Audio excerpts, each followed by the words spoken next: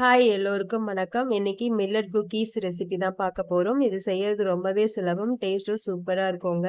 இது செய்யறதுக்கு ஓவன், ஓடிஜிலாம் எதுவும் தேவையில்லைங்க. வீட்ல இருக்கிற பேன்லயே நம்ம சுலபமா செஞ்சிடலாம். சூப்பரா ரெடி ஆகிடும். குழந்தைங்களுக்கு ஈவினிங் ஸ்நாக்கு கூட குடுக்கலாம். சூப்பரா இருக்கும். வாங்க இப்ப எப்படி செய்யறதுன்னு பார்க்கலாம்.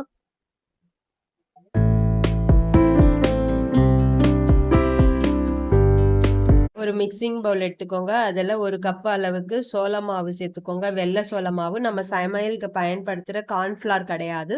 வெள்ளை சோள மாவு ஜோவர் சொல்லுவாங்க இல்லையா, அது. இது கூட ஒரு பிஞ்சு உப்பு சேர்த்துக்கோங்க. பேக்கிங் பவுடர் 1/2 டீஸ்பூன் சேர்த்துக்கோங்க. சேர்த்துட்டு எல்லாம் ஒன்றா கலந்துக்கிற அளவுக்கு நல்லா மிக்ஸ் பண்ணி கொடுத்துக்கோங்க.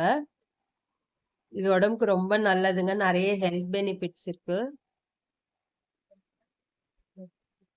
இது கலந்து ஓரம் வச்சுட்டு இப்போ இன்னொரு மிக்சிங் பவுல்ல அன்சால்டட் பட்டர், ரூம் டெம்பரேச்சர்ல இருக்கிற மாதிரி ஒரு 45 கிராம் பட்டர் எடுத்துக்கோங்க.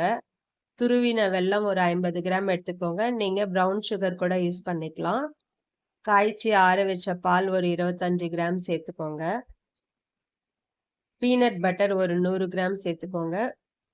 1/4 டீஸ்பூன் அளவுக்கு வெனிலா எசன்ஸ் சேர்த்துட்டு இதையும் நல்லா ஒரு விஸ்க் வச்சு நல்லா கலந்துக்கோங்க. இந்த அளவுக்கு கலந்ததும் இப்ப இது கூடவே ட்ரை இன்கிரீடியன்ஸ் இப்ப நம்ம கலந்து வச்சிருக்கோம் இல்லையா, அதையும் சேர்த்துக்கலாம். சேர்த்துட்டு ஒரு ஸ்பேட்டுலா வச்சு நல்லா கலந்துக்கோங்க.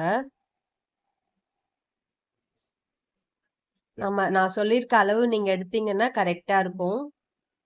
நான் இது கூட தண்ணி, பால் வேற எதுவுமே சேர்க்கல. இப்ப போட்டிருக்க அளவோட அப்படியே தான் இருக்கு. கரெக்டா இந்த மாவு பதத்துக்கு வந்துரும். இப்ப கை வச்சு லைட்டா ஒரு 2 நிமிஷம் பிசைஞ்சு எடுத்துக்கோங்க. ரொம்ப அழுத்தம் கொடுக்க வேண்டாம். ஒரு சின்ன உருண்டை எடுத்துக்கோங்க. உள்ளங்கைகள்ல வச்சு நல்லா உருட்டிக்கோங்க.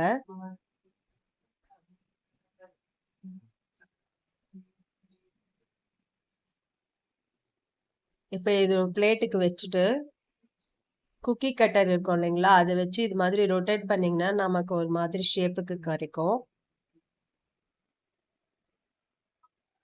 இது ஆப்ஷனல் தான், வேண்டாம்னா ஸ்கிப் பண்ணிடலாம். இப்ப இது மேலேயே சும்மா ஒரு டிசைனுக்காக நம்ம ஃபோக் வச்சு சும்மா அப்படி ஒரு பிரஸ் பண்ண போறோம்.